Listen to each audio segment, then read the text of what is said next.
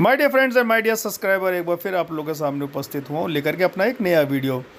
मेरे पास अक्सर लोग कॉल करते हैं, पूछते हैं कि टीबी के क्या लक्षण होते हैं और उन्हें कब टीबी का टेस्ट कराना चाहिए और कौन सा टेस्ट कराने से उनको श्योर पता चल जाएगा कि उनके शरीर में टीबी है कि नहीं तो उनके मन में एक असमंजस की स्थिति बनी रहती है।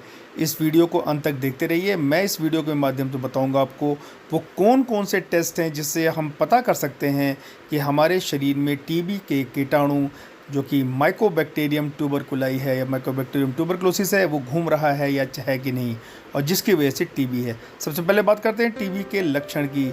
अगर किसी को खांसी आ रही है और खांसी में बलगम आ रहा है और ये 3 हफ्ते से ज़्यादा ये चीज़ चल रही है तो हो सकता है आपके शरीर में ये जो खांसी आ रही है ये टीबी की वजह से हो, और ऐसी स्थिति में आपको तत्काल किसी डॉक्टर्स की सलाह ले लेनी चाहिए और जान लेना चाहिए कि कहीं आपको टीबी तो नहीं है।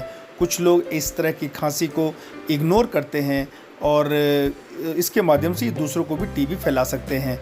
दूसरा है कि आपको घबराहट सी, बेचैनी, पसीना आना या तो सांस फूलना, अगर इस तरह के लक्षण आपको हो रहे हैं तो भी ये इंडिकेट करता है कि शायद आपको छाती की या लंग्स की टीबी तो नहीं है। ऐसा हो तो आपको जागरूक हो जाना चाहिए। दूसरा सिम्टम जो है टीबी में देखते हैं वो है फीवर। ज़्यादातर इसमें इवनिंग राइज ऑफ फीवर होता है कि शाम होते होते बुखार चढ़ जाता है। ये बुखार बहुत ज़्यादा हाई डिग्री नहीं होता है, 99 से 100 के बीच में रहता है। अगर इस तरह से आपको काफ़ी समय से चल रहा है तो हो सकता है आपके शरीर में टीबी हो। अगला लक्षण जो है वो है भूख ना लगना। अचानक आपको लगता है कि आपको भूख नहीं लग रही है। पहले अगर आप 6 रोटी खाते थे तो आपकी भूख 1 या 1.5 रोटी तक ही सिमट करके रह जाती है और आपको कुछ भी खाने की इच्छा नहीं होती है। ऐसा अगर आपको हो रहा है तो भी ये लक्षण हो सकते हैं आपके शरीर में टीबी हो। अगला है वेट लॉस। अगर आपको सिग्निफिकेंट वेट लॉस अगर हो रहा है बगैर किसी एक्सरसाइज के तो फिर आपको हो सकता है आपके शरीर में माइकोबैक्टीरियम ट्यूबरकुलोसिस हो। कुछ लोगों को ये वेट लॉस बहुत ज़्यादा हो जाता है जिसको हम कैकेक्सिक लुक कहते हैं, जिसमें हड्डियाँ तक दिखने लगती हैं।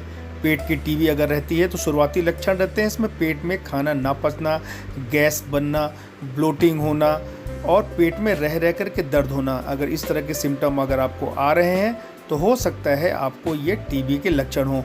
कुछ लोगों को मोशन करने में भी दिक्कत होने लगती है। ये मोशन लूज मोशन हो सकते हैं या तो फिर आपको कॉन्स्टिपेशन हो सकता है। अगर आप में इस तरह से बदलाव आया है और साथ में और भी लक्षण हैं तो हो सकता है आपको पेट की टीबी हो। इसके साथ ही हम यदि आपको पेशाब में बार बार जलन हो रही है तो ये जलन किसी और बैक्टीरिया की वजह से भी हो सकता है, या तो फिर ये हो सकती है जेनाइटो यूरिनरी, जो कि पेशाब की थैली, जो पेशाब का रास्ता और जो हमारे यौन ग्रंथियाँ उनकी टीबी तो नहीं।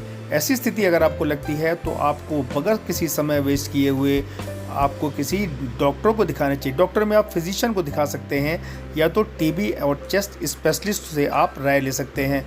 वो ये जानना चाहेगा कि आपको टीबी है तो अगर है तो कहाँ की है। ये टीबी कहाँ कहाँ की हो सकती है? मेनली ये टीबी हो सकती है जो ज़्यादातर कॉमन पाया जाता है वो होती है फेफड़े की टीबी। फेफड़े में जो बलगम रहता है खांसी से ऊपर आता है, यही बलगम को हम सॉलो कर लेते हैं, ये हमारे पेट में चला जाता है और कॉज कर देता है पेट की टीबी। पेट की टीबी कई तरह से रूप ले सकते हैं। इसमें आंतें सिकुड़ जाती हैं, इसमें पेट में झिल्लियाँ सी बन जाती हैं, पेट में पानी भर जाता है। इस तरह के पेट की टीबी के लक्षण होते हैं। साथ में जेनाइटो यूरिनरी जो जेनाइटेलिया है, मेनली हम फीमेल्स में पाते हैं, तो कि जो उसमें जो यूट्रस होता है या ओवरी होता है ये सब आपस में सिकुड़ जाते हैं। इसकी वजह से पीरियड्स में दिक्कत होती है और बच्चा पैदा होने में दिक्कत होने लगती है। सबसे पहले डॉक्टर क्या कराना चाहेगा? अब अगर हम जांच की बात सबसे पहले कराना चाहते हैं आपका छाती का एक्सरे। छाती के एक्सरे में पता चल जाता है कि टीबी के कोई लक्षण है कि नहीं, जो उसमें डिफरेंट टाइप के लक्षण हो सकते हैं। फाइब्रोसिस हो सकती है, कैविटी बन सकती है। यदि ऐसे कुछ होता है तो आजकल बेहतर रहता है कि हम छाती का एक सीटी स्कैन करा के देख लें। उससे और भी ज़्यादा क्लियर हो जाता है कि जो लक्षण होते हैं और जो चेंजेस आ रहे होते हैं उससे पता चल जाता है कि कहीं ये टीबी के लक्षण तो नहीं है। इसके साथ ही पेट का अल्ट्रासाउंड हम करा लेते हैं यदि पेट की टीबी हम सस्पेक्ट करते हैं।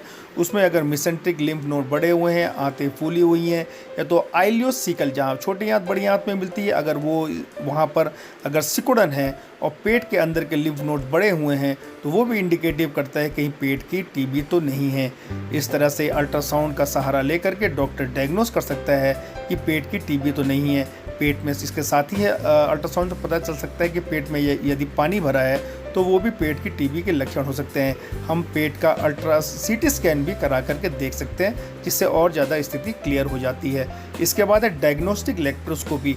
यदि बहुत ज़्यादा स्थिति क्लियर नहीं होती है पेट की टीबी के लिए तो हम पेट के अंदर दूरबीन डाल करके, जो कि हम लेप्रोस्कोपी कहते हैं, जिसे हम डायग्नोस्टिक लेप्रोस्कोपी कहते हैं, पेट के अंदर दूरबीन डाल करके हम देख लेते हैं अंदर की स्थिति टीबी के लक्षण तो नहीं है।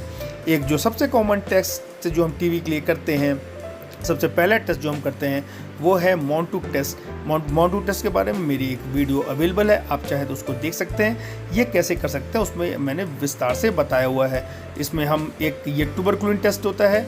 हम इसमें 1 यूनिट ट्यूबरकुलिन जो है इस तरह से हाथ में डाल देते हैं और उसकी 72 घंटे बाद उसकी रीडिंग करते हैं।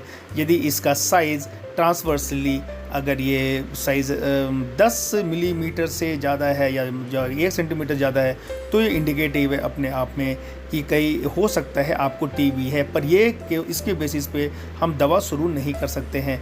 और जो टेस्ट है वो है आपके बलगम की जांच। अर्ली मॉर्निंग सैंपल अगर आपका बलगम का ले लिया जाता है तो उस बलगम को हम माइक्रोस्कोप में डाल करके देख सकते हैं कि वहाँ पे एसिड फास्ट बेसिलाई, जो कि ट्यूबरकुलोसिस बेसिलाई को दर्शाता है।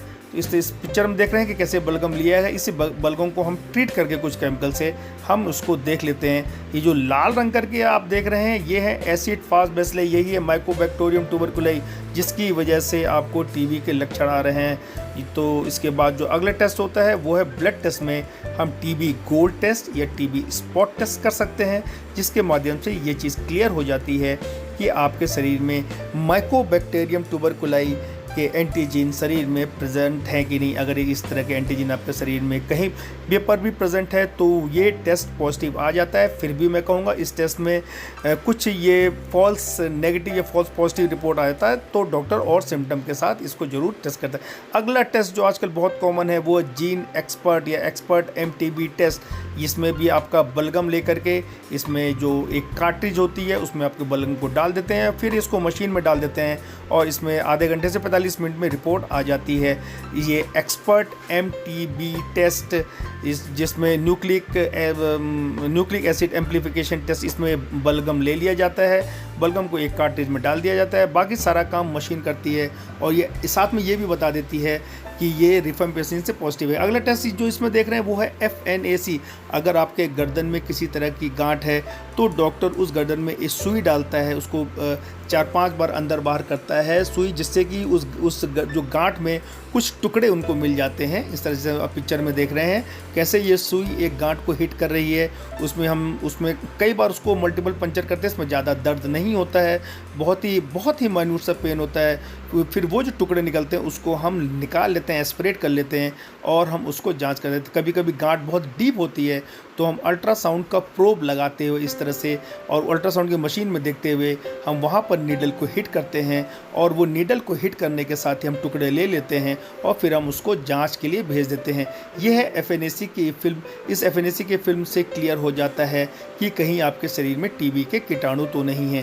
अगला टेस्ट जो आप करते हैं वो है बायोप्सी। कभी कभी FNAC से क्लियर नहीं होता है और गांठ काफ़ी बड़ी होती है तो हम उसको चीरा लगा करके उस गांठ को निकाल लेते हैं और उसको ट्रीट करके फिर हम उसकी स्लाइड बना लेते हैं और उसको माइक्रोस्कोप में देखते हैं। स्लाइड में आप देख रहे हैं कि जो यहाँ पे इंडिकेटिव है ये है जो माइकोबैक्टीरियम ट्यूबरकुलोई के जो मॉर्फोलॉजी है, जो जिस तरह से वो दिखता है वो हमको दिखने लगता है।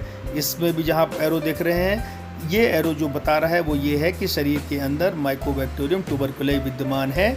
तो इसकी ये सब सारे वो टेस्ट हैं जिसके अनुसार हम क्लियर कर सकते हैं शरीर में कि कहीं ट्यूबरकुलोसिस तो नहीं है। उम्मीद करता हूँ आपको मेरा ये वीडियो पसंद आया होगा।